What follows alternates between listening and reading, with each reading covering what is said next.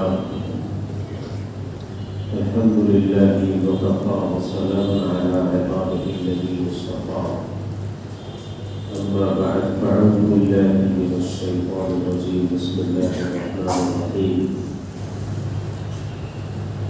وما من دابة في الأرض إلا على الله رزقها ويعلم مستقرها ومستودعها في كتاب مبين صدق الله مولانا العظيم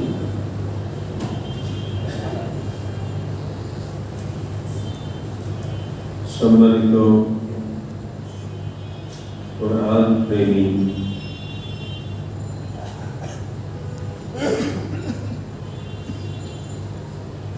মুসলমান ভাইরা, আল্লাহ রাব্বুল ইজ্জত আমাদেরকে কোরআনের মাধ্যমে সম্মানিত করেছেন।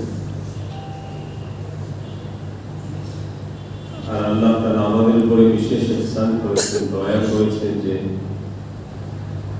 কোরআনের তালুক আর আগ্রহ আল্লাহ তাআলা আমাদের অন্তরে পয়দা করেছেন।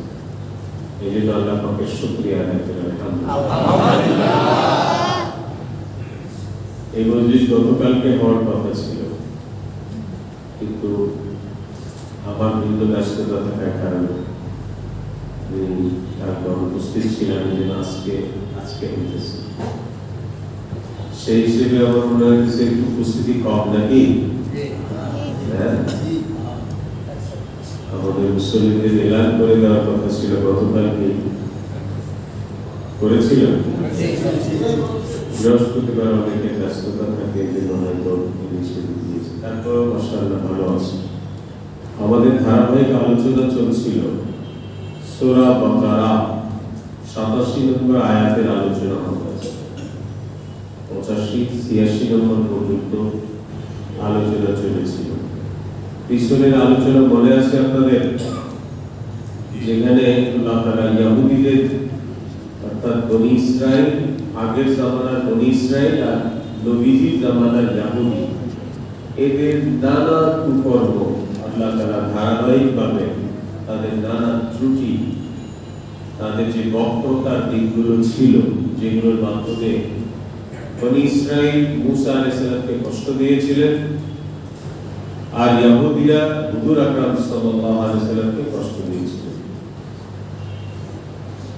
সেই আলোচনায় চলতেছিল। এবং সর্বশেষ কথা ছিল আল্লাহ তাআলা এদের ব্যাপারে আল্লাহ তাআলা বলতেছিল উলাইকাল্লাযীনা ইশতারাউল হায়াতাদ দুনিয়া বিল আখিরাহ, এরাই ওই সমস্ত লোক যারা দুনিয়াকে ক্রয় করেছে আখিরাতের বিনিময়ে, বিক্রি করছে আখিরাত আর ক্রয় করেছে দুনিয়া। দুনিয়ায় কিছু সুখ স্বাচ্ছন্দ্য, কিছু আরাম আয়েশ, এটা অর্জন করার জন্য মূলত তারা এই কাজগুলো করেছিল।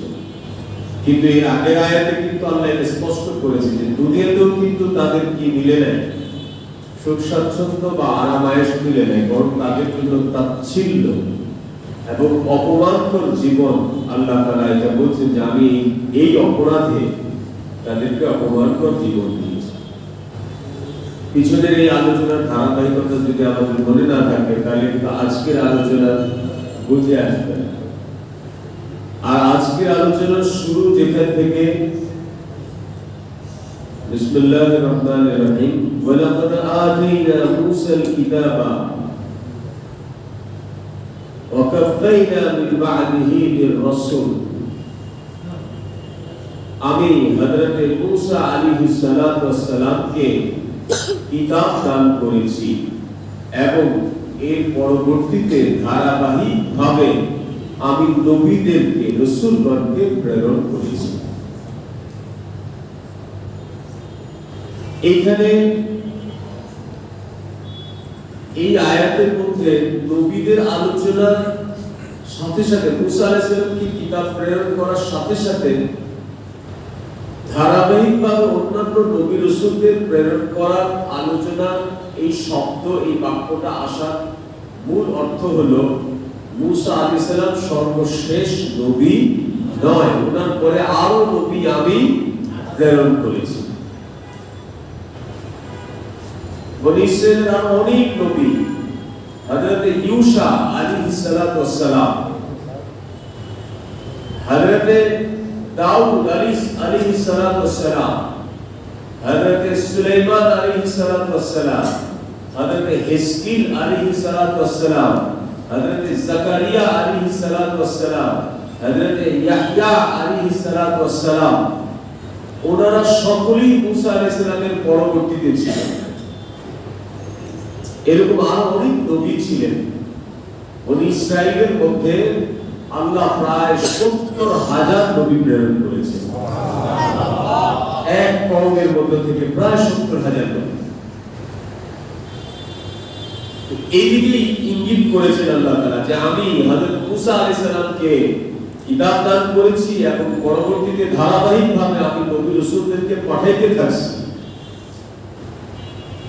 পরের অংশে ওয়াআতাইনা ঈসা ইবনে মারইয়াম বাইয়িনাতি ওয়া আইয়াদনাহু বিরূহিল কুদুস। আল্লাহু আকবার। এবং আমি হযরতে মরিয়ম আলাইহিস সালাতু ওয়াস সালামের তনয় মানে তার ছেলে, তার সন্তান ঈসা আলাইহিস সালাতু ওয়াস সালামকে পরিষ্কার প্রতিষ্ঠিত প্রমাণের সাথে, দলিলের সাথে, আল-বায়্যিনাত মানে স্পষ্ট দলিলের সাথে, মজবুত দলিল সাথে দিয়ে আমি তাকে দুনিয়াতে প্রেরণ করেছি এবং রূহুল কুদুস এর মাধ্যমে আমি তাকে শক্তিশালী করেছি। রূহুল কুদুসের মাধ্যমে আমি তাকে, এখানে দুইটা বিষয় স্পষ্ট। আল্লাহ তাআলা হযরত ঈসা আলাইহিস সালামকে পরিষ্কার দলিল সহ প্রেরণ করেছেন, প্রমাণ সহ। এই কথাটা আল্লাহ বলেছেন। ঈসা আলাইহিস সালাম সম্পর্কে এখানে আল্লাহ তাআলা দুইটা বিশেষ আলোচনা করেছেন। একটা হচ্ছে তাকে আমি দলিল প্রমাণ সহ প্রেরণ করেছি, আর একটা হলো আমি তাকে রূহুল কুদুসের মাধ্যমে শক্তিশালী করেছি। দলিল প্রমাণের কথা বলা হয় যে হযরত ঈসা আলাইহিস সালাতু ওয়াস সালাম আল্লাহ রাব্বুল ইজ্জত ওনাকে স্পষ্ট মুজিজা দান করেছিলেন।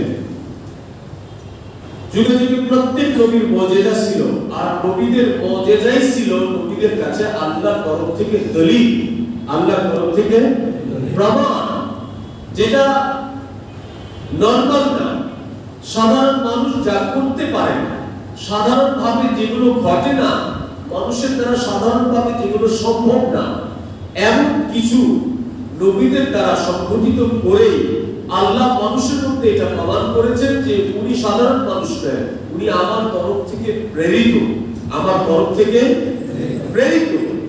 এগুলোকে, এই ধরনের বিশেষ বৈশিষ্ট্য বা গুণকে, নবীদের এই ধরনের বিশেষত্বকে মুজিজা বলা হয়।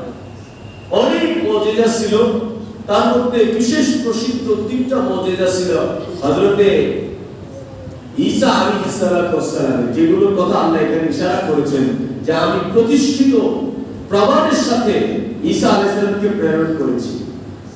তার মধ্যে প্রথম নাম্বার ছিল জন্ম অন্ধ, যারা জন্ম থেকেই চোখে দেখে না, জন্ম অন্ধ এমন ব্যক্তিকে চোখে হাত বুলায় দিলে হযরত ঈসা আলাইহিস সালাম সেই লোকের চোখ ভালো হয়ে যেত, সে দেখতে পাইতেন। এটা মুজিজা ছিল। দুনিয়ার কোনো ডাক্তারের পক্ষে জন্ম অন্ধর চোখে আলো দেওয়া সম্ভব না।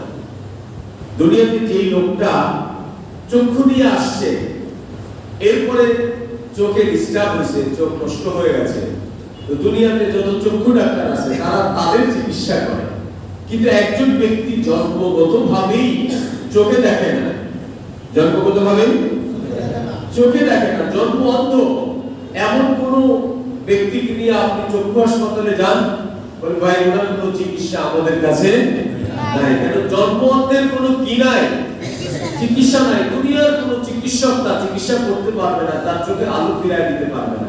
কিন্তু হযরত ঈসা আলাইহিস সালাম তার চোখ বুলায় দিলে, তার হাত বুলায় দিলে চোখের উপরে, তিনি দেখতে পাইতেন। এটা উনি আল্লাহর তরফ থেকে প্রেরিত ছিলেন, নবী ছিলেন, এটা ওনার মুজিজা ছিল। দ্বিতীয় নম্বর মুজিজা ছিল কুষ্ঠ রোগীর শরীরে হাত বুলায় দিলে সাথে সাথে সে ভালো হয়ে যেত।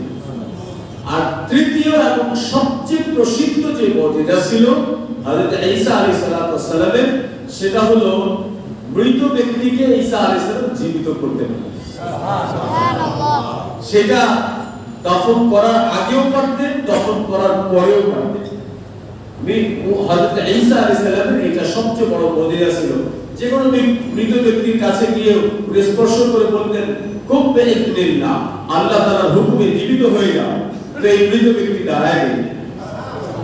হযরত ঈসা আলাইহিস সালাম তার সাথে কথোপকথন করতেন, যে কোনো কথা জিজ্ঞাসা করতেন, এরপরে আবার সে মৃত্যুর কোলে ঢলে পড়তো। আবার এমনকি কবরের কাছ দিয়ে যাওয়ার সময় কবরের মধ্যে উনি আঘাত করে বলতেন কুম বিইذনিল্লাহ। তো 100 বছর 1000 বছর আগে যাকে কবরস্থ করা হয়েছে এমন ব্যক্তিও কবর থেকে দাঁড়ায় যেত। এবং ঈসা আলাইহিস সালাম তার সাথে কথা বলতেন, তার কাছে কবর অর্থাৎ আলামে বারযাখ সম্পর্কে জিজ্ঞাসাবাদ করতেন, লোকদেরকে দেখাইতেন, লোকদেরকে শুনাইতেন। এগুলো প্রমাণ ছিল। এই প্রমাণ আল-বাইয়িনাত, এই প্রমাণের কথাই আল্লাহ বলেছে যে আমি মুসা আলাইহিস সালামকে স্পষ্ট এবং মজবুত প্রমাণ সহ প্রেরণ করেছি, আর সাথে রূহুল কুদুসের মাধ্যমে আমি তাকে শক্তিশালী করেছি। আর রূহুল কুদুস দুটো শব্দ, রূহ আর কুদুস। রূহ মানে তো রূহ সবাই আমরা বুঝি, আর কুদুস মানে পবিত্র। তাহলে পবিত্র রূহ, এটা শাব্দিক অর্থ আসে। তাফসীর মাযহারিতে হযরতে জিবরাইল আমিন আলাইহিস সালামকে রূহুল কুদুস হিসেবে সম্বোধন করা হয়েছে। যে কোরআনে কারীমে আল্লাহ তাআলা রূহুল কুদুস মানে জিবরাইল আমিনকে ইশারা করেছেন যে জিবরাইল আমিনের মাধ্যমে আমি হযরতে ঈসা আলাইহিস সালামকে শক্তিশালী করেছি। আর এর তিনটা অপশন বলছে, তিন ভাবে আমি হযরত ঈসা আলাইহিস সালামকে শক্তিশালী করেছি অথবা শক্তি পৌঁছাইছি। প্রথম নাম্বার, ঈসা আলাইহিস সালামের কোনো বাবা ছিল না। ঈসা আলাইহিস সালামের কোনো বাবা ছিল না। মরিয়মের গর্ভে আল্লাহ তাআলার হুকুমে এই হযরত জিবরাইল আমিন ফুৎকার দিয়েছিলেন, তার ফুয়ের মাধ্যমে ঈসা আলাইহিস সালামের রূহ মরিয়মের উদরে পৌঁছে যায়। এটা ছিল প্রথম শক্তির মাধ্যমে সাহায্য করা প্রথম। এবং পৃথিবীর মধ্যে সবচেয়ে কম সময় মাতৃ উদরে ছিলেন হযরতে ঈসা আলাইহিস সালাম। সবচেয়ে কম সময় মায়ের পেটে ছিলেন, সবচেয়ে কম সময়। আপনারা জানেন কত সময়? মাত্র 24 ঘন্টা। মাত্র 24 ঘন্টা। কোন বর্ণনাবিদ বলছে 3 দিন ছিল, সেই বর্ণনাটা দুর্বল। আচ্ছা, যদি আমরা সেটাও ধরে নেই তাহলে এটাও সবচেয়ে কম সময়। কি বলেন? এটাও সবচেয়ে কম সময়। এটা আল্লাহ পাকের একটা বিশেষ কুদরত ছিল। আল্লাহ পাক তার শক্তিকে প্রমাণ করার জন্য এই বিশেষ সৃষ্টি, এই বিশেষ ব্যবস্থাপনা করেছেন। আল্লাহর প্রতিটা কাজ হিকমতে ভরপুর। আল্লাহর কোনো কাজ হিকমত থেকে খালি না। যেমন আমরা সাধারণভাবে আমরা জন্মগ্রহণ করেছি, সাধারণভাবে মানুষ জন্মগ্রহণ করে, সন্তান জন্মগ্রহণ করে, পিতামাতার অর্থাৎ স্বামী স্ত্রীর মিলনের মাধ্যমে একটা লম্বা প্রসেস, 8 মাস 9 মাস 10 মাস, এর পরে একটা সন্তান জন্মগ্রহণ করে। এবং প্রত্যেকটা সন্তানেরই পিতাও থাকে, মাতাও থাকে। তো আমরা যে আল্লাহ তাআলার উপর ঈমান এনেছি আর আল্লাহ পাকের কোরআনের উপর বিশ্বাস করেছি, সেখানে আল্লাহ পাক নিজের অস্তিত্ব আর নিজের শ্রেষ্ঠত্ব সম্পর্কে আল্লাহ নিজে বয়ান করেছেন। কুল হুয়াল্লাহু আহাদ, বলো তিনি আল্লাহ, যিনি একা সবকিছু করেন। আল্লাহুস সামাদ, যিনি কোনো কিছু করার জন্য কারো মহতাজ না, কারো কাছে ঠেকানা, এমনকি সন্তান জন্ম দেওয়ার জন্য পিতামাতার কাছেও ঠেকানা। এখানে আল্লাহ তাআলা পিতা ছাড়া হযরত ঈসা আলাইহিস সালামকে সৃষ্টি করে সারা পৃথিবীর পিতাদের ব্যাপারে আমাদের অন্তরে ইয়াকিনকে মনসুখ করেছেন যে না, পিতার থেকে নয়, আল্লাহর হুকুমে হয়। বহু স্বামী স্ত্রী যুগের পর যুগ মিলন করে যাচ্ছে, তাদের কোনো সন্তান হচ্ছে না। আবার আল্লাহ তাআলা কোনো স্বামী ছাড়াই হযরতে মরিয়ম আলাইহিস সালামের উদরে জিবরাইলের ফুৎকারের মাধ্যমে হযরত ঈসা আলাইহিস সালামের রূহ তার পেটে পৌঁছে দিয়েছে। করনে वाला जब কে? যা চান তাই করতে পারে। তিনি কোনো কিছু করার জন্য কোনো সিস্টেমের কাছেও ঠেকা না, কোনো নিয়মের কাছেও ঠেকা না, কোনো ব্যক্তির কাছে ঠেকা না, কোনো বস্তুর কাছে ঠেকা না, কোনো অবস্থার কাছেও ঠেকা না, কোনো অবস্থার কাছে ঠেকা না। তো আল্লাহ তাআলা প্রথম সহযোগিতা করেছেন, অর্থাৎ জিবরাইল আমিনের শক্তিকে হযরত ঈসা আলাইহিস সালামকে দুনিয়াতে আসার ব্যাপারে প্রথম সহযোগিতা হয়েছে। দ্বিতীয় নম্বর হলো ঈসা আলাইহিস সালাম আগমনের আগে থেকেই ইহুদিরা ঈসা আলাইহিস সালাম সম্পর্কে তারা ভবিষ্যৎবাণী শুনেছিলেন। এজন্য বহু ইহুদিরা তার দুশমন ছিল। যে কোনো সময় ইহুদিরা হযরত ঈসা আলাইহিস সালামকে হত্যা করতে চেষ্টা করেছিল। এইজন্য আল্লাহ রাব্বুল ইজ্জতের হুকুমে জিবরাইল আমিন সব সময় তার দেহরক্ষী হিসেবে তার সাথে থাকতো। এটাই আল্লাহ তাআলা বলেছেন যে আমি রূহুল কুদুসের মাধ্যমে তাকে শক্তি প্রদান করেছি, সাহায্য করেছি। যে কোনো দুশমনের মোকাবেলায় আল্লাহ তাআলা জিবরাইল আলাইহিস সালামকে ঈসা আলাইহিস সালামের সাথী করে দিয়েছেন যে তুমি তাকে সাহায্য করো, তুমি তাকে হেফাজত করো। তো তার নিরাপত্তার দায়িত্বে ছিলেন হযরত ঈসা আলাইহিস সালামের নিরাপত্তার দেহরক্ষী দায়িত্বে ছিলেন কে? রূহুল কুদুস, ইয়ানি হযরত জিবরাইল আমিন আলাইহিস সালাতু ওয়াস সালাম। আল্লাহ এই কথাই বলছেন যে আমি মরিয়ম তো নয়, মরিয়মের সন্তান ঈসাকে স্পষ্ট প্রমাণ সহ, মুজিজা সহ, দলিল সহ প্রেরণ করেছি এবং রূহুল কুদুসের মাধ্যমে তাকে শক্তি প্রদান করেছি, সাহায্য করেছি।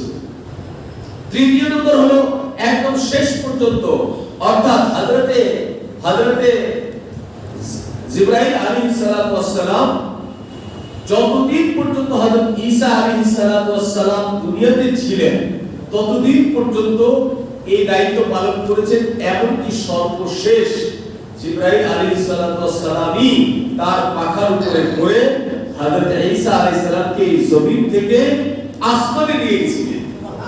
আর ঈসা আলাইহিস সালাম এখন কোথায় আছেন? চতুর্থ আসমানে আছেন। কোথায় আছেন? চতুর্থ আসমানে আছেন। উনি ওইখানেই আছেন, উনি মারা যান নাই। ঈসা আলাইহিস সালাম কি করেন নাই? উনি জীবিত অবস্থায় এখনো চতুর্থ আসমানে আছেন। উনি আবার দুনিয়াতে আসবেন শেষ সময়ে। এই ইতিহাস বলতে তো অনেক সময় লাগবে। একদম কিয়ামতের পূর্ব মুহূর্তে হযরত ঈসা আলাইহিস সালামের নেতৃত্বে সারা দুনিয়াতে ইসলামী হুকুমত কায়েম হবে। দুনিয়াতে কোনো কাফের মুসলমানের দিকে চোখ তুলে তাকানোর সাহস পাবে না। এই সময় আসবে ঈসা আলাইহিস সালামই তখন সারা পৃথিবীর মুসলমানদের বাদশা হবে, আমির হবে, ওনার হুকুমত চলবে। উনি আবার জীবিত অবস্থায় দুনিয়াতে আসবেন। এই যে উনি চলে গেলেন, এই ঘটনাটা অনেক লম্বা। যখন মুসা আলাইহিস সালাম দুনিয়াতে মানুষের মধ্যে আল্লাহ তাআলার তরফ থেকে রাসূল হিসেবে কালেমাত তাবলীগ করছিলেন, লোকদেরকে ইসলামের দাওয়াত দিতেছিলেন, আল্লাহ তাআলার আনুগত্য স্বীকার করার জন্য লোকদের মধ্যে যখন দাওয়াতি কার্যক্রম চালাইতেছিলেন, তখন ইহুদিরা নানান ভাবে ষড়যন্ত্র করে, চক্রান্ত করে ওনাকে হত্যা করার সমস্ত প্ল্যান করে ফেললেন, হত্যা করবেন। লম্বা ঘটনা, 28-30 পৃষ্ঠা শুধু ওনাকে যে দিন হত্যা করেছে সেই দিনের ঘটনা, মানে হত্যা করার জন্য চূড়ান্ত ষড়যন্ত্র যে দিন অ্যাডাম নিয়েছেন সেই দিনের ঘটনা। আমি যদি সংক্ষিপ্ত বলি, হযরত ঈসা আলাইহিস সালামকে একটা ঘরে উনি ছিলেন, যে ঘরে অবস্থান করছিলেন, চতুর্দিক থেকে এই ঘরকে ঘিরে রাখা হয়েছে। চতুর্দিক থেকে এই ঘরকে ঘিরে রেখেছে ইহুদিদের শক্তিশালী একটা দল, যারা সৈন্য সামন্ত সহ সাজসজ্জা করে এসেছে। তারা কতল করতে চায়। ইহুদিদের রাহেব ছিল, রাহেব সর্দার, যারা ধর্মযাজক ছিল, ইহুদি ধর্ম প্রচারক ছিল। এরা কোন বর্ণনায় আসছে এদের মধ্যে উল্লেখযোগ্য ছিলেন 18 জন, আর কোন বর্ণনায় আসছে 19 জন। 18 অথবা 19 যেটাই বলেন, 18-19 জন। আর তাদের সাথে বহু সৈন্য সামন্ত ছিল। আর ঈসা আলাইহিস সালাম একা, তার ঘরে উনি ছাড়া আর কেউ, উনি ছাড়া আর কেউ। দুঃখজনক ঘটনা, ওনার এই ঘরে থাকার সম্বন্ধে ওনার সাথীদের মধ্যে একজন ইহুদিদের সাথে মুনাফিকি করেছিল, বলে দিয়েছিল ওনার সাথীদের মধ্যে একজন। খুব দুঃখজনক ঘটনা, সেই ঘটনা আমরা আরেকদিন শুনব। তো শেষে কি করলেন, এই রাহেবরা সকলে মিলে চতুর্দিক থেকে ওনাকে সারা রাত অবরুদ্ধ রেখে যখন সুবে সাদেক হলো, একটু ফর্সা ঘর কিছুটা আলোকিত হতে শুরু করলো দুনিয়া, সেই সময় রাহেবদের মধ্যে যিনি সরদার ছিলেন, রাহেবদের মধ্যে যিনি সরদার ছিলেন, উনি ঘরে প্রবেশ করলেন যে তোমরা সবাই থাকো, আমি ঈসা নবীকে কতল করে তার মাথাটা নিয়ে আসি, কতল করে তার মাথাটা নিয়ে আসি। আল্লাহ পাকের কুদরত, আল্লাহ পাক তো করনে वाला জান। আল্লাহ পাক যখন ওই সরদার, রাহেব সরদার ঈসা আলাইহিস সালামকে কতল করার জন্য ঘরে ঢুকলেন, তখন আল্লাহ তাআলা তার ওই ঘরের ছাদকে সরায় দিলেন। আর হযরত জিবরাইল আমিন ওনাকে নিয়ে আসমান পর্যন্ত ফেরেশতারা ইস্তেকবালে আছেন, ওনাকে নিয়ে আসমানে চলে গেলেন, ওনাকে নিয়ে আজ পর্যন্ত তিনি সেখানেই আছেন। কিন্তু ইহুদিদেরকে আল্লাহ তাআলা শাস্তি দিলেন নিজেদের চক্করে। বলে না পরের জন্য কুয়া খুঁদলে সেই কুয়া নিজের পড়তে হয়। দুনিয়াতে যারাই ষড়যন্ত্র করেছে সেই ষড়যন্ত্রে তারাই পড়েছে। আল্লাহ তাআলা তাই করলেন, ওই আপনার রাহেব সরদারের চেহারা ঈসা আলাইহিস সালামের চেহারা বানায়, আর ঈসা আলাইহিস সালাম চলে গেলেন আসমানে। অনেকক্ষণ হইল রাহেব তো কোথাও খুঁজে পাচ্ছে না, আর ও নিজে তো দেখতে পাচ্ছে না যে ওর চেহারাই ঈসা নবীর চেহারার মতো হয়ে গেছে। তো পুরা ঘরে কোথাও ঈসা নবীকে খুঁজে না পেয়ে অনেকক্ষণ পরে সে বের হয়ে আসছে, বলছে কি আশ্চর্য ব্যাপার, ঈসা নবীকে তো ঘরে খুঁজেই পাইলাম না, ঈসা নবীকে তো ঘরে খুঁজে পেলাম না, পুরা ঘর আমি খুঁজেছি। উনি যে এই কথা বলতেছে, লোকেরা কি দেখতেছে যে ঈসা আলাইহিস সালাম এই কথা বলতেছে। উনি বলে ও হো বুঝেছি, তুমি আমাদের সরদারকে কতল করেছো আর আমাদের মাঝে এসে বলতেছো যে ঈসা নবীকে কোথাও খুঁজে পাইলাম। ওরা ঘর তালাশ করতে যায় না, কারণ ওদের যার দরকার তারে পেয়ে গেছে। এরা এই তাদের সরদারকেই তারা নিয়ে ধরে নিয়ে গেছে এবং তাকে নিয়ে তারা শুলিতে চড়ায় গেছে। শুলিতে যখন তার গলায় ফাঁসি লেগে গেছে, দূর থেকে তাকে তীর নিক্ষেপ করা হয়েছে, যখন তার মৃত্যু হয়ে গেছে তখন আল্লাহ তাআলা আবার তাদের সরদারের চেহারা ফেরত দিয়েছে। হ্যাঁ, তখন তারা দেখতে পেয়েছে হায় আমরা তো আমাদের সরদারকে কতল করলাম। আমরা আমাদের এইজন্য দেখবেন খ্রিস্টানদের গির্জাগুলোতে গিয়ে দেখবেন যে একজনকে শুলিতে লাগানো আছে, তার গলার মধ্যে ফাঁসি লাগানো আছে আর অনেকগুলো তীর, হ্যাঁ সেখানে তীরের চিহ্ন আছে, সেখান থেকে রক্ত বের হচ্ছে। অর্থাৎ ঈসা আলাইহিস সালামের সাথে ইহুদিরা এগুলো করেছিল, এর স্মৃতি হিসেবে তাদের চার্চের মধ্যে, খ্রিস্টানদের চার্চের মধ্যে এই মূর্তিটা আছে। মূলত এই যা কিছু ঘটেছে কাল্পনিক তাদের রাহেবের সাথে, আর এটাকেই ইহুদিরা মনে করে আমরা ঈসা নবীকে কতল করেছি, আর খ্রিস্টানরা ওই বিষয়টাকেই ধারণ করে এখনো পর্যন্ত তারা ঈসা আলাইহিস সালামের পূজা করে যাচ্ছে। কিন্তু মূল ঘটনা আল্লাহর নবীকে আল্লাহ হেফাজত করেছেন, সুস্থ অবস্থায় তাকে আসমানে পৌঁছে দিয়েছেন, এবং তিনি এর অনেক বছর পরে আমার আপনার নবী জনাবে মুহাম্মদুর রাসূলুল্লাহ সাল্লাল্লাহু আলাইহি ওয়াসাল্লাম যখন মিরাজে গিয়েছিলেন তখন হযরতে ঈসা আলাইহিস সালামের সাথে মুলাকাত হয়েছে।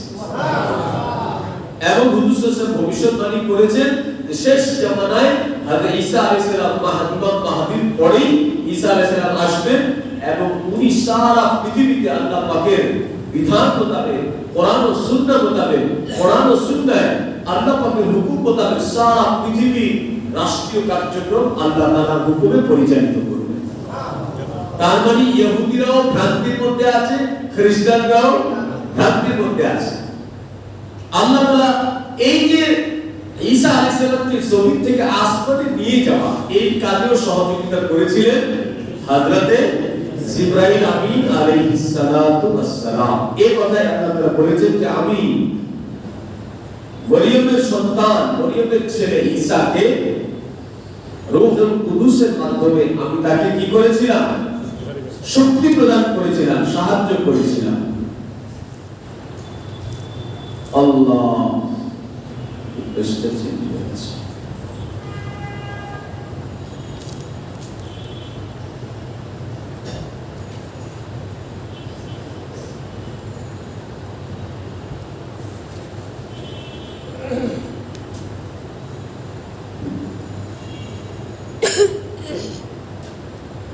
এর পরের অংশে আল্লাহ তাআলা বলেন আফাকুল্লামা জাআকুম রাসূলুম বিমা লা তাহওয়া আনফুসাকুম ইস্তাকবারতুম।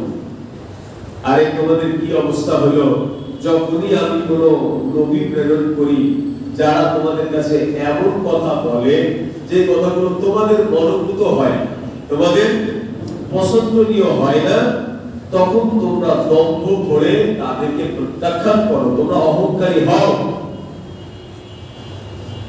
ফারিকান কাযাবতুম, আর তাদের মধ্যে একদলকে তোমরা মিথ্যাবাদী প্রতিপন্ন করেছো। ফারিকান তাকতুলু, তাদের একদলকে তোমরা কতল করেছো।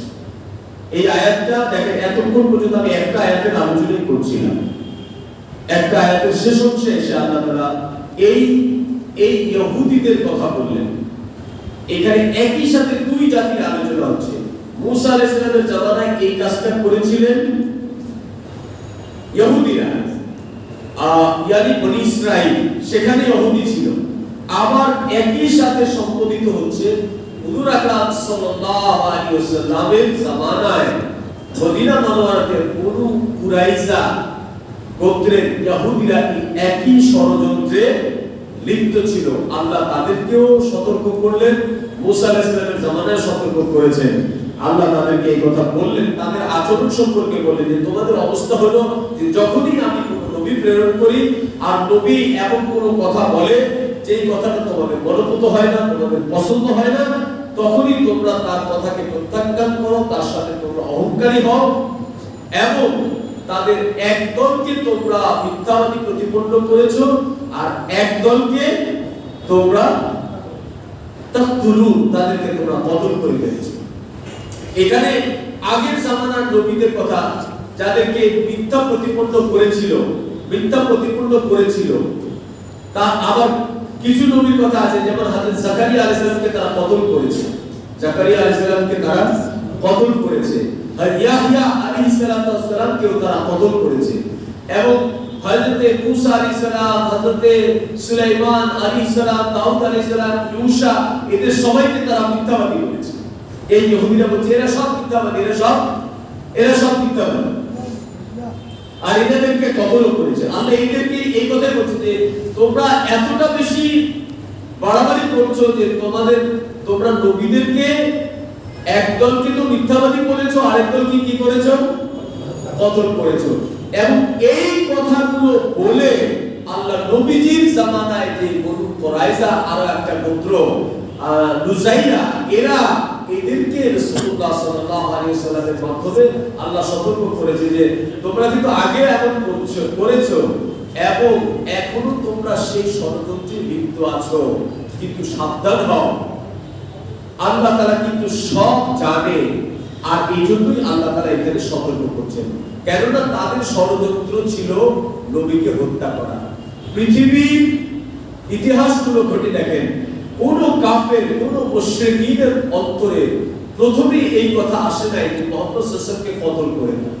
কেননা যদিও কুরাইশের এবং মক্কার মুশরিকরা মুহাম্মদ সাল্লাল্লাহু আলাইহি ওয়াসাল্লামের উপর ঈমান আনে নাই, কিন্তু তারা জানতেন যে মুহাম্মদ সাল্লাল্লাহু আলাইহি ওয়াসাল্লাম আমাদের গোত্রীয়। মুহাম্মদ সাল্লাল্লাহু আলাইহি ওয়াসাল্লামের বিরোধিতা করেছে, তাকে হাসি তামাশা করেছে, ঠাট্টা করেছে, তার দাওয়াত কবুল করেন, কিন্তু তাকে কতল করার কথা কারো মাথায় আসে না। কতল করার ষড়যন্ত্র প্রথম ইহুদিরা করেছে। কারা? ইহুদিরা করেছে। তো এই কতল করার বুদ্ধি, যে তাকে তোমরা সবাই মিলে কতল করে দাও, এই কতল করার বুদ্ধি প্রথম মাথায় তুলছে ইহুদি।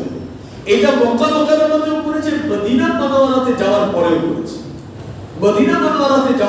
করেছে। একাধিকবার নবীর উপরে কাফেলানা হামলাও করেছে। একবার রাসূলুল্লাহ সাল্লাল্লাহু আলাইহি ওয়াসাল্লাম কোন জায়গা থেকে সফর করে ফিরছিলেন, একজন মহিলা, উনি ইহুদি ছিলেন, নিজের পরিচয়কে গোপন করেছে। কবুল করে নবীজি সাল্লাল্লাহু আলাইহি ওয়াসাল্লামকে তার সাহাবীদেরকে সহ কয়েকজন সাহাবী সহ খানার দাওয়াত দিয়েছেন। হুজুর আকরাম সাল্লাল্লাহু আলাইহি ওয়াসাল্লাম তার দাওয়াত কবুল করেছেন। ওই মহিলা নবীজির জন্য ছাগল নবীজির, কারণ আমি ঘটনা শুনেছিলাম না যে নবীজির ছাগলের গোশত মানে খাসির গোশত নবীজির খুব পছন্দ ছিল। তো হুজুর আকরাম সাল্লাল্লাহু আলাইহি ওয়াসাল্লাম খানা খাইতে বসলেন কয়েকজন সাহাবী সহ। আর ওনার মেহমানদারি শুধু ছাগলের গোশত ভুনাই ছিল, না ভাত না রুটি, শুধু গোশত ভুনা। তো কয়েকজন সাহাবী তারা কয়েক টুকরা গোশত খেয়ে ফেলেছেন। হুজুর আকরাম সাল্লাল্লাহু আলাইহি ওয়াসাল্লাম এক টুকরা খেয়েছেন। এরপরে যখন হুজুর সাল্লাল্লাহু আলাইহি ওয়াসাল্লাম ওই ছাগলের রান হুজুর সাল্লাল্লাহু আলাইহি ওয়াসাল্লাম খাওয়ার জন্য সামনে নিয়েছেন, তো এই গোশত হুজুর সাল্লাল্লাহু আলাইহি ওয়াসাল্লাম কি কথা বলছে, নবীজি খাবেন না, এতে বিষ মিশানো আছে। সুবহানাল্লাহ। তো হুজুর সাল্লাল্লাহু আলাইহি ওয়াসাল্লাম গোশত ফেলে দিয়েছেন আর বাকিদেরকে বলছেন তোমরা খানা থেকে বিরত থাকো, খাওয়া থেকে বিরত থাকো। তো অন্যরা হাত উঠায় নিয়েছেন, কিন্তু ইতিমধ্যে যারা খেয়ে ফেলেছিলেন তারা সবাই মারা গেছে। হুজুর সাল্লাল্লাহু আলাইহি ওয়াসাল্লাম বেশ কয়েকজন সাহাবী মারা গেলেন। হুজুর সাল্লাল্লাহু আলাইহি ওয়াসাল্লাম ওই মহিলাকে বন্দী করলেন, বলে তাকে ডেকে নিয়ে আসো, বন্দী করে নিয়ে আসো। নবীজির সামনে তাকে বেঁধে নিয়ে আসা হলো। আর উনি জিজ্ঞাসা করলেন তুমি গোশতের মধ্যে বিষ দিয়েছিলে? তো এই ইহুদি বললেন যে হ্যাঁ আমি দিয়েছি, কিন্তু আপনি জানলেন কি করে? তো নবীজি বললেন যে এই গোশতের টুকরা আমাকে বলেছে। তো সে এই কথা বলেছে যে হ্যাঁ আমি দিয়েছিলাম। উনি চালাকি করলেন যে আমি দিয়েছিলাম এই জন্য যে আপনি তো নবী দাবি করেন, আমি আপনার গোশতের মধ্যে এই জন্য বিষ দিয়েছিলাম যে আপনি যদি সত্য নবী হন তাহলে আপনি জানতে পারবেন, আর যদি আপনি সত্য নবী না হন তাহলে এই বিষাক্ত গোশ খেয়ে আপনি মারা যাবেন আর আপনার বিপদ থেকে আপদ থেকে আমরা বেঁচে যাব, এই জন্য আমি বিষ দিয়েছিলাম। যাই হোক, যেহেতু বাহ্যত দৃশ্যে রাসূলুল্লাহ সাল্লাল্লাহু আলাইহি ওয়াসাল্লামের উপরে এটা কাফেলানা হামলা ছিল, জানলেওয়া হামলা ছিল, এইজন্য হুজুর সাল্লাল্লাহু আলাইহি ওয়াসাল্লাম আল্লাহ ভালো জানেন কি কারণে এই মহিলাকে মাফ করে দিয়েছিলেন। যদিও এই খানাকে নবীজি বেশ কয়েকজন সাহাবী মারা গিয়েছেন, শহীদ হয়ে গিয়েছেন। এবং এই যে এক টুকরা গোশত হুজুর সাল্লাল্লাহু আলাইহি ওয়াসাল্লাম খেয়ে ফেলছিলেন, এক টুকরা গোশত, এই বিষাক্ত গোশত সাথে সাথে হুজুর সাল্লাল্লাহু আলাইহি ওয়াসাল্লাম নিজের উরুতে ছুরি দিয়ে কেটে রক্ত বের করে বিষ বের করেছিলেন, কিন্তু এরপরও রক্তের মধ্যে বিষ ছিল। এই বিষের ক্রিয়া হুজুর সাল্লাল্লাহু আলাইহি ওয়াসাল্লামের মৃত্যু পর্যন্ত ছিল। তাফসীরের কিতাবগুলোর মধ্যে আসছে যে আমাদের আয়েশা রাদিয়াল্লাহু তাআলা আনহা বর্ণনা করেছেন যে মৃত্যুর দিনেও হুজুর সাল্লাল্লাহু আলাইহি ওয়াসাল্লাম বারবার হাত পানিতে ভিজিয়ে দিয়েছিলেন আর চেহারায় মাখতেছিলেন আর বলতেছিলেন আয়েশা ওই বিষাক্ত গোশত আমার শরীরের প্রাণ শক্তিকে টুকরা টুকরা করে দিতেছে, সেই কষ্ট আমি আজকে অনুভব করছি। খুব বিষাক্ত বিষ ছিল, খুব জঘন্য বিষ ছিল। তো এই যে বললাম যে আল্লাহ বলছেন যে তোমরা কিছু নবীকে মিথ্যাবাদী প্রতিপন্ন করেছো আর কিছু নবীকে তোমরা কতল করেছো। এবং এই কথা আল্লাহ তাআলা ওই জামানার ইহুদিদেরকে এই জন্য শুনাইতেছিলেন যে তোমরা বর্তমানে আমার যে নবী আছেন তাকেও তোমরা কতল করতে চাও, অর্থাৎ তোমাদের পূর্বপুরুষরা যেরকম আচরণ আমার আগের নবীদের সাথে করেছে, তাদেরকে কতল করেছে, তোমরাও আমার এই নবীকে তোমরা কতল করতে চাও, কিন্তু তোমরা সাবধান হও, আমি সব বিষয়ে অবগত আছি। এখান থেকে একটা গুরুত্বপূর্ণ বিষয় হলো আমাদের হযরত উলামায়ে কেরাম যারা দ্বীনি তাবলীগে মশগুল আছেন, দ্বীনের যে কোনো কাজ করছেন, দাওয়াতের ময়দানে, ইসলাম প্রচারের ময়দানে যারা আছেন, তারা একটু সতর্ক থাকতে হবে। যেমন বনি ইসরাইলের মধ্যে ইসলাম ও মুসলমান এবং নবীদের দুশমন ছিল। নবীজির জামানায় যেমন ইহুদিরা ছিল, আজকের জামানায় ইহুদিরা আছে। পৃথিবীতে বড় বড় উলামায়ে কেরাম, জগৎ বিখ্যাত আলেম দ্বীন, তাদেরকে বিষের মাধ্যমে হত্যা করা হয়েছে, শহীদ করা হয়েছে। এইজন্য উলামায়ে কেরাম দাওয়াত খাওয়ার ব্যাপারে সাবধানতা অবলম্বন করা উচিত। কোথাও যাওয়ার ব্যাপারে, কোথাও মেলামেশা করার ব্যাপারে যথেষ্ট সাবধান হওয়া উচিত। কেননা আজকেও ইহুদিরা এটা চায় না যে ইসলাম প্রচার হোক, ইসলাম প্রসার লাভ করুক, বরং যারা ইসলাম নিয়ে আগে বাড়বে তাদেরকে মারতে মারতে চেয়ারে বসায়। এইটা এইটা ইসলামের দুশমনদের ষড়যন্ত্র। এই জন্য আমাদের সবাইকে সচেতন থাকতে হবে। যারা ইসলাম প্রচারে কাজ করছে, যে যেখানে কাজ করছে, আমি সবাইকে অ্যাপ্রিশিয়েট করছি এবং সবাইকে সতর্ক করছি যে সবাই দিনের কাজ করেন, কিন্তু চোখ কান খোলা রেখে করেন। ইহুদিরা আজকেও আছে, ইহুদিদের দালালরাও আজকে আমাদের সমাজে আমাদের সাথে মিলেমিশে আছে। সুতরাং সবাই সতর্কতার সাথে আপনার কাজ আগে বাড়েন। যে দিনের লাইনে দিনের যে কাজ বুঝেছেন সেটাই করেন, সাবধানতার সাথে করেন। কেউ যেন দিনই কাজে কোনো নোকসান পৌঁছাইতে না। যে দিনের কাজে মুখালেফত করে, সে নিজে জানে না যে সে প্রকারান্তরে ইহুদিদের পক্ষ হয়ে কাজ করছে। কোন দিনের কাজের ব্যাপারে আপনি বাধা হতে পারেন। আপনি যা মনে করেন, আপনার কাছে যা পছন্দ লাগে সেটা আপনি করেন। আপনার কাছে পছন্দ লাগে না আপনি করিয়েন না, কিন্তু অন্য কেউ করছে তাকে বাধাও দিন না। অন্য কেউ করছে তাকে আপনি বাধাও দিন না। আপনার যে দল আপনি করেন, সেই দল দুনিয়াতে জন্ম হওয়ার আগে যারা দুনিয়াতে এসে গেছে তারা সব জাহান্নামে যাবে। আপনি যে পীর সাহেবের মুরিদ, সেই পীর সাহেব জন্ম নেওয়ার আগে যারা দুনিয়াতে আসছিল তারা সব জাহান্নামে যাবে। যে আপনার পীর সাহেবের মুরিদ না হলে সব জাহান্নামী, সব কাফের, সব বাতিল। আপনি যে দল করেন সেই দল না করলে সব বাতিল। আপনার দল সৃষ্টি হওয়ার আগে যারা দুনিয়াতে আসছে তারা কি দুনিয়াতে সব জাহান্নামে যাবে? সুতরাং আমাদের অন্তরকে প্রশস্ত করতে হবে। আপনি যেই দল করেন, যেই নেতার সাথে আছেন, যে পীরের সাথে আছেন, উনি দুনিয়ার মধ্যে একমাত্র হক, আর দুনিয়াতে কেউ হক না। এটা এক রকমের বড় রকমের জিহাদ। দিন প্রশস্ত করতে হবে। আপনার দল সৃষ্টি হওয়ার আগেও দুনিয়াতে হক ছিল, ইসলাম ছিল। আপনার দল ছাড়া আজও দুনিয়াতে হক নিয়ে ইসলাম আছে। নানান জায়গায় আল্লাহ নানান ভাবে এটা প্রচার করতেছে। সুতরাং আপনি যেটা করছেন সেটা করেন, কিন্তু দ্বীনের নামে অন্য কেউ প্রচার করছে তাকেও বাধা দিন। পারেন তো সহযোগিতা করেন। আল্লাহ তাআলা আমাদের সবাইকে তৌফিক দান করুন। আমিন। হ্যাঁ, এরপরে আল্লাহ তাআলাই এই ইহুদিদের ব্যাপারে সংক্ষেপে বললেন, ওয়াকালু কুলুবুনা গুলফ। তারা কাফেররাই, এই ইহুদিরাই বলে যে আরে আমাদের অবস্থা হলো আমাদের অন্তর আচ্ছাদিত আছে, ঢাকা আছে। কি আছে? আমাদের অন্তর, মানে আপনারা এই জমানায় কি দিয়ে বললেন, প্যাকেট করা আছে। প্যাকেট, ধরেন একটা জায়গা আপনি প্লাস্টিক দিয়ে মোড়ায় রাখছেন, কোনো একটা বস্তু আপনি প্লাস্টিক দিয়ে, পলিথিন দিয়ে মোড়ায় রাখছেন। এটার মধ্যে পানি পড়লে ভিতরে ঢুকবে না, ভিতরটা ভিজবে, ভিতরটা ভিজবে। তো এরা এটাই বলতে চাচ্ছে যে আরে নবী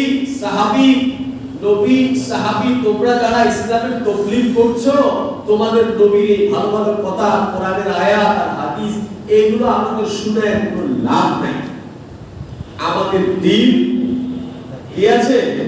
গুলফুন মানে হলো আচ্ছাদিত, ঢাকা। তোমাদের কথা শুনবে না, তোমার নবীর কথা, নবীর ভালো কথা, এগুলো কিচ্ছু শুনবে না। মানে তারা আগের থেকেই এরকম মজবুত হয়ে আছে যে নবী যত ভালো কথা বলুন আমরা শুনবো না। আর তাফসীরে বাইজানের মধ্যে আসছে গুলফুন শব্দটাকে গুলুফুন বলছে, মানে তারা এটা মনে করে যে দুনিয়ার সব ভালো কথাই আমাদের জানা আছে, নতুন করে আর কোনো ভালো কথা আমাদের জানা নেই, জানার দরকার নেই। মানে একটা গ্লাস ভর্তি যদি পানি থাকে সেটার মধ্যে আর নতুন করে পানি দেওয়া যায়? তো ওনাদের ভাষ্য, ইহুদিদের ভাষ্য ছিল দুনিয়ার সব খায়ের কথা, ভালো কথা আমি সব জানি। আমাদেরকে নতুন করে কোনো ভালো কথা, খায়ের কথা শেখানোর দরকার নাই। মুহাম্মদ সাল্লাল্লাহু আলাইহি ওয়াসাল্লাম থেকে আমরা নতুন কিছু শিখব। তারা নিজেরা এটা বলতেন, কিন্তু আল্লাহ তাআলা কি বললেন? বাল্লাআনাহুমুল্লাহু বিকুফরিহিম। বরং আল্লাহ তাআলা তারা যে এই যে নবীদের সাথে কুফরি করেছে, কুফরি বিতর্ক করেছে, এই জন্য আল্লাহ তাদের উপর লানত করেছে, এই জন্য তাদের দিলে দিয়েছে। এই জন্য এই লানত কার তরফ থেকে? এই অভিশাপ তাদের কুফরির কারণে আল্লাহ তাআলার তরফ থেকে। ফাকালিলান মা ইউমিনুন। আর এই জন্য ইহুদিদের মধ্যে থেকে খুব অল্প সংখ্যক লোকই ঈমান আছে, খুব অল্প সংখ্যক। মক্কা বিজয়ের আগে মক্কার মুশরিকিনে মক্কা সব মুসলমান হয়ে গেছে, কিন্তু ইহুদি মক্কা এবং মদিনা, মক্কা মুকাররমা এবং মদিনা মুনাওয়ারা ইহুদিরা খুব কম সংখ্যকেই ইসলামের দিকে আসছে। এই কথা আল্লাহ এখানে পরিষ্কার করছে। যেহেতু তাদের দিলের অবস্থা এমন ছিল, এজন্য তাদের অন্তরের এই অবস্থার কারণে আল্লাহ পাক তাদেরকে অভিশাপ দিয়েছেন, তাদের দিলে অবস্থা করে দিয়েছেন, আর এই জন্য তারা ইমানের দিকে খুব কম সংখ্যকেই আসতে পেরেছে। আল্লাহ তাআলা আমাদেরকে এই সমস্ত ইহুদি এবং ইসরায়েলের যে খারাপ সিফতগুলো ছিল, এই ধরনের দোষ, এই ধরনের ত্রুটি, এই ধরনের খারাপ গুণাবলী থেকে আল্লাহ আমাদের সবাইকে হেফাজত করেন। এই সমস্ত মুসলমানকে আল্লাহ তাআলা হেফাজত করেন। ভাই, খুব কঠিন একটা পরিস্থিতি যাইতেছে। আসলে এইটাও একটা কিয়ামতের আলামত।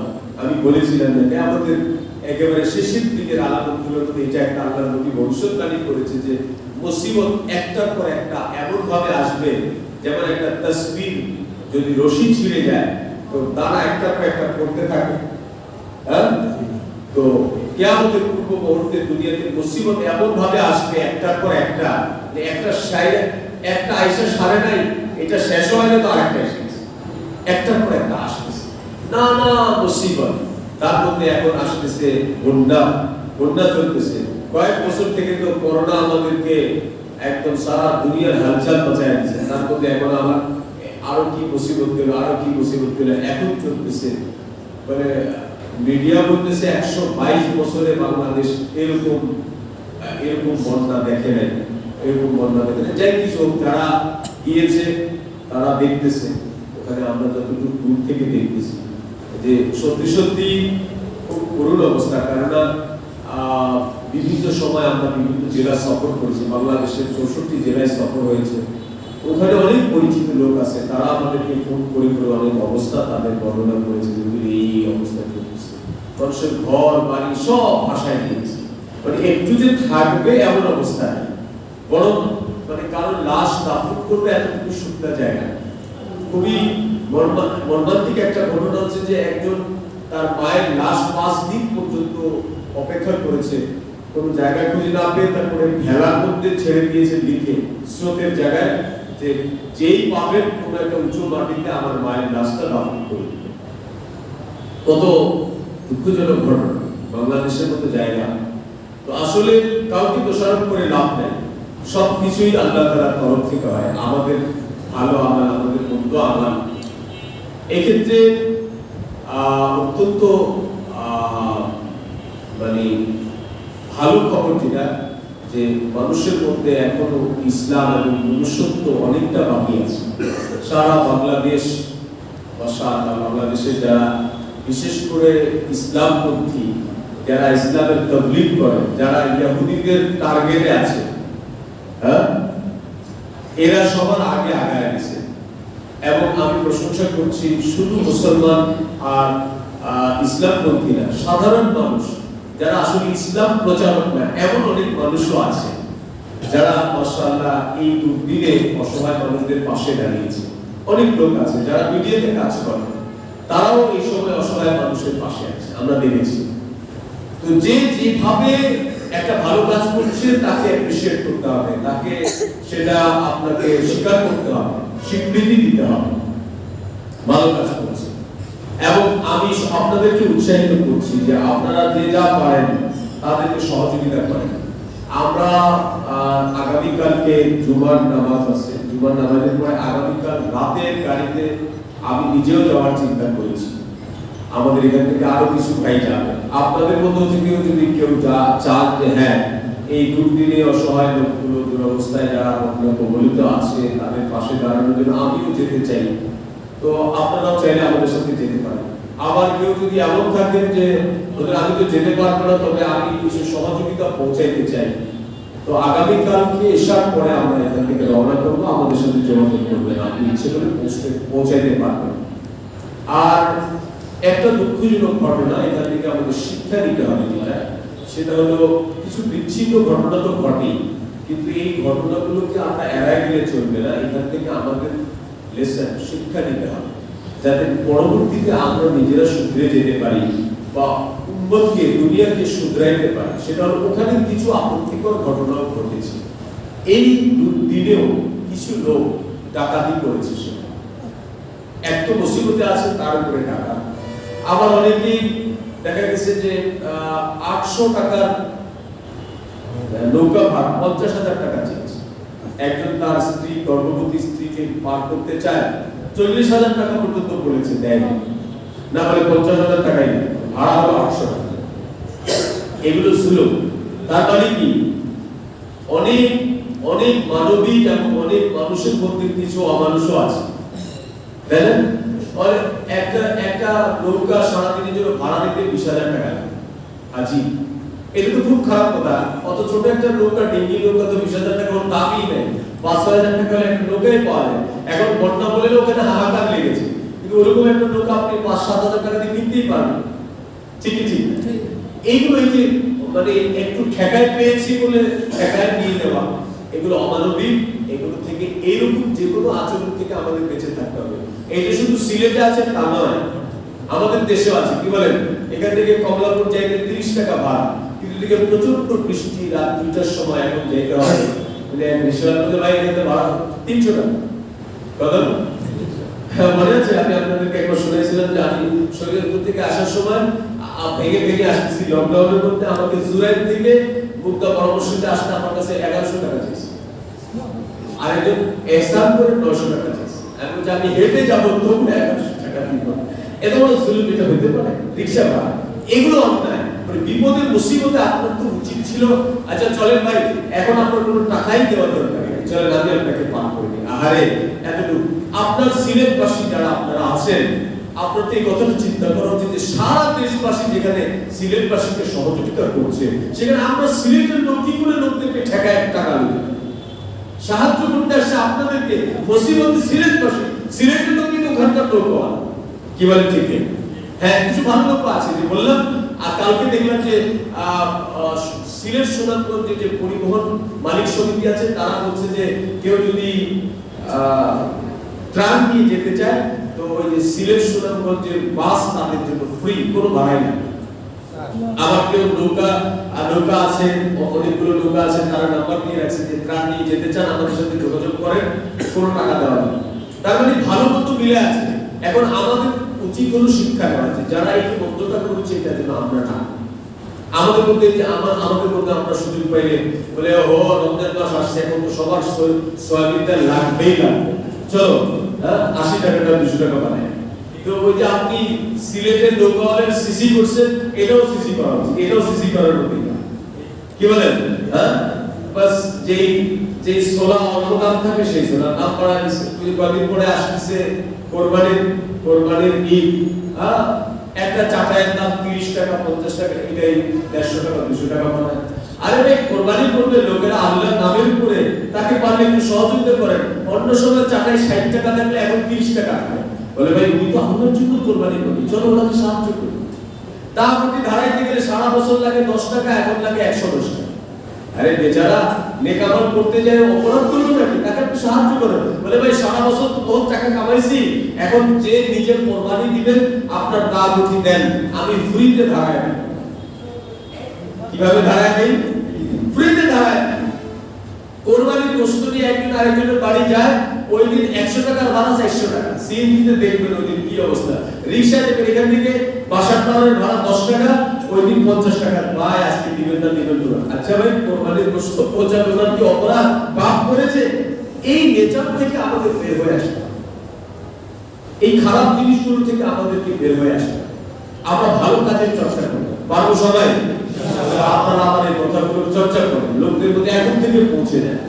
দূর থেকে যেমন আমরা ওনাদের সিসি করছি, আসমানওয়ালারা আমাদের এইসব কাজেও সিসি করে যে দেখো কোরবানির সময় ওরা কিরকম গরুর দাম বাড়ায় দিল, গরু জবাই করে দিবে সেজন্য তারা ফি বাড়ায় দিল, চামড়া সিলে দিবে সেজন্য ফি বাড়ায় দিল, গোশত কেটে দিবে সেজন্য ফি বাড়ায় দিল। আহা, এগুলো তো সব ফ্রি করে দেওয়া দরকার ছিল। এই ব্যাপারে আশা করি আমি আপনাদেরকে কিছু সহযোগিতামূলক পরামর্শ আগামীকালকে দিব ইনশাআল্লাহ, কোরবানির সময় আল্লাহ তৌফিক দান করেন। এবং আমি আমার মাদ্রাসার তরফ থেকে আমি ওই 2014 সালের থেকে আপনার কোরবানির ফাজাইল এবং মাসাইল প্রায় 4 পৃষ্ঠা যতটুকু জরুরি মাসালা আছে সব আমি একসাথে করে প্রিন্ট করে ছাপায় বিতরণ করেছিলাম। সেটা আমি এই বছর প্রিন্ট করতে দিয়েছি, আমি আপনাদের সবাইকে দিই। এবং এটা আপনাদের সবার পরিষ্কার জানা দরকার যে আমার মাদ্রাসা আমি কোরবানির চামড়া কালেকশন করি। এই কাগজটা যাওয়া মানে এই না যে হুজুর আপনার চামড়াটা আমাদের নিয়ে, ঠিক আছে, এটা আমি পরিষ্কার করি না। আমার মাদ্রাসায় কোরবানির চামড়া কালেকশন হয়। এটা শুধুমাত্র মুসলমান ভাইদের কোরবানি সহি হয়। অনেকেই অনেক মাসালা কিছুটা শুনেছি, অনেকটা জানে। একটা পেপার যদি তার কাছে থাকে এক পেজে এতটুকু লিফলেটের মতো 4 পৃষ্ঠা, এর মধ্যে মোটামুটি গোটা কোরবানির মাসলা মাসাইলগুলো আছে। এটা আমি অলরেডি ছাপাইতে দিয়েছি। আগে ছিল 2014 তে ছাপানো ছিল কয়েকটা পেজ আছে, আর ধরুন 1000 খানেক ছাপাই দিলে তো এটা সব মুসলমানের কাছে পৌঁছে গেলে যারা যারা কোরবানি দেবে এটা তাদের দরকার, আমভাবে দিব। এখানে থাকবে, মাদ্রাসায় থাকবে, বা এখানে আমাদের কোনো দোকানে থাকবে। যারা কোরবানি দিবে শুধু তারা না, আমভাবে ওই যে লিফলেট মসজিদের সামনে দিয়ে ফলায় দিব এরকম তো দরকার। এটা যারা কোরবানি দিবে শুধু নিয়ে নিবে, একবার একটু দেখে নিবে, আপনার কোরবানিটা করবে। ঠিক আছে ইনশাআল্লাহ। আল্লাহ আমাদের সবাইকে